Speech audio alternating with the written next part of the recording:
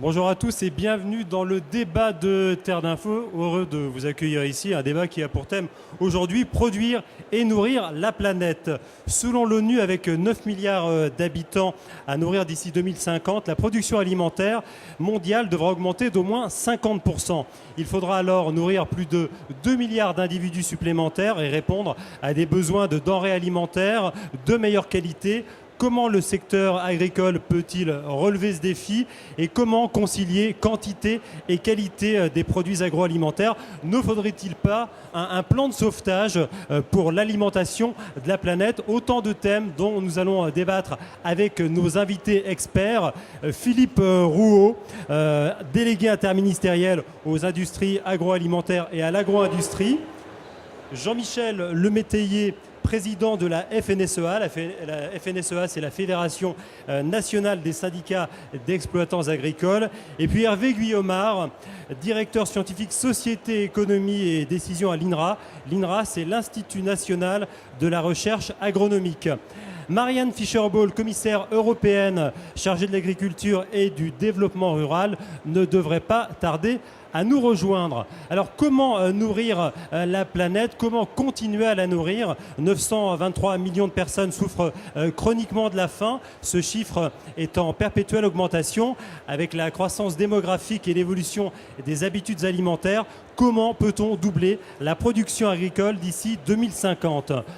Je vais m'adresser à vous, Jean-Michel Lemétayer, pour la première question. Comment faire et en sommes-nous capables?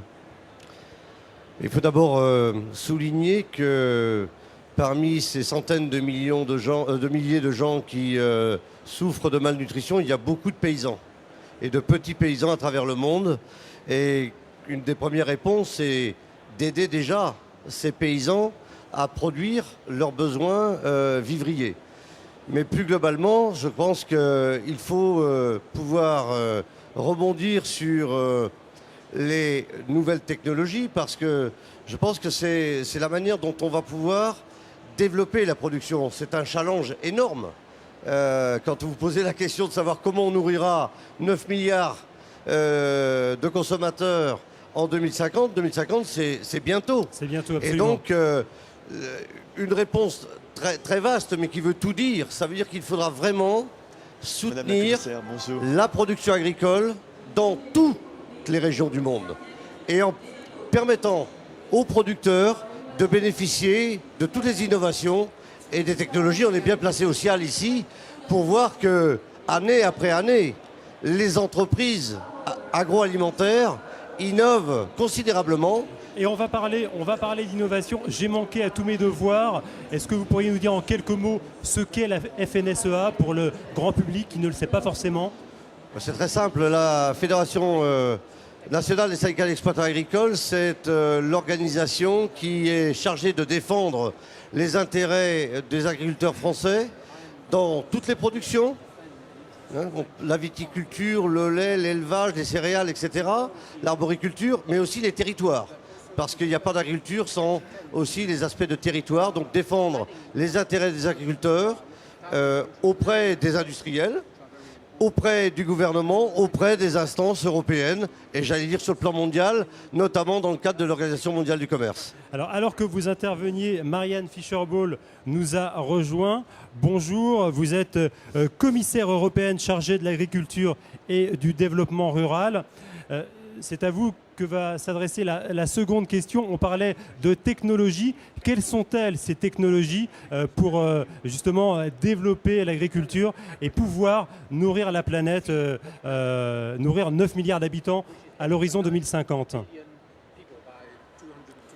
First of all, it is obvious that when we saw the increased demand for food last year, quand on a vu la demande d'alimentation augmenter, because of the fact that I don't think we could afford having almost 10% of the European land without any production. on ne peut pas laisser 10% des terres agricoles européennes en friche.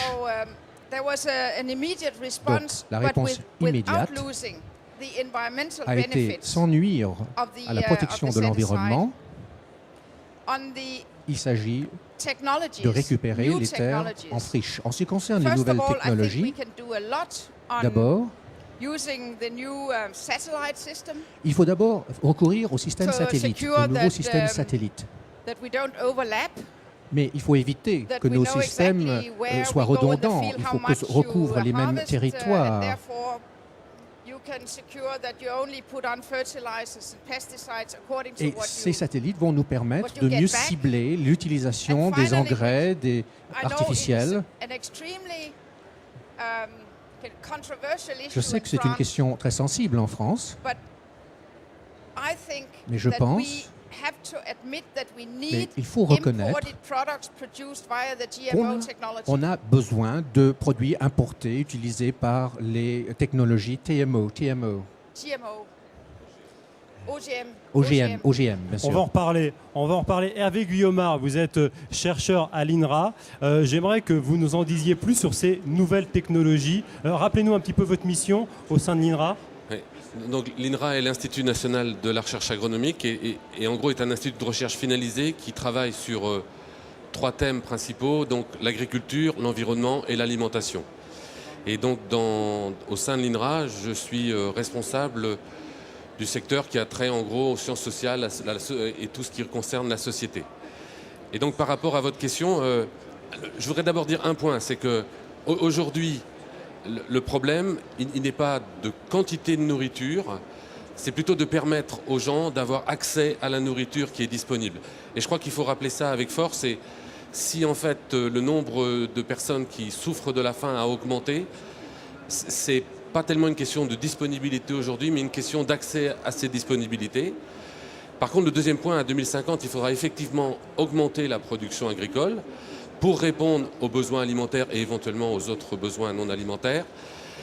Et pour ça, il faudra en fait conjuguer à la fois des augmentations des surfaces, où c'est possible, et il y a des surfaces disponibles dans le monde, et augmentation des rendements, en ne négligeant, je vais dire, aucune technique, quoi. Alors concrètement, à quoi pourra ressembler l'agriculture, le secteur agricole, même pas en 2050, mais en 2030 ? Vous voulez dire, quand vous dites le secteur agricole, c'est le secteur agricole français que vous voulez ou le Parlons secteur... du secteur agricole français. Ouais. Ben, le secteur agricole français et européen a à faire face au défi de continuer à assurer la mission de production de biens agricoles et en même temps doit faire face au défi en fait environnemental et éventuellement aussi au défi énergétique. Et donc on devra demain trouver des techniques et des systèmes de production agricole qui permettent de produire tout autant, si ce n'est plus, avec un meilleur respect de l'environnement, en particulier en termes d'eau, de biodiversité et d'adaptation au changement climatique. Alors, on va parler d'agriculture spécifique avec vous, Philippe Rouault. Parlons de l'agriculture biologique. Est-ce que l'agriculture bio, c'est la solution pour pouvoir nourrir tous les gens qui en auront besoin dans quelques décennies ? Je crois qu'il ne faut pas que nous opposions les différentes formes d'agriculture, l'agriculture biologique et l'agriculture conventionnelle.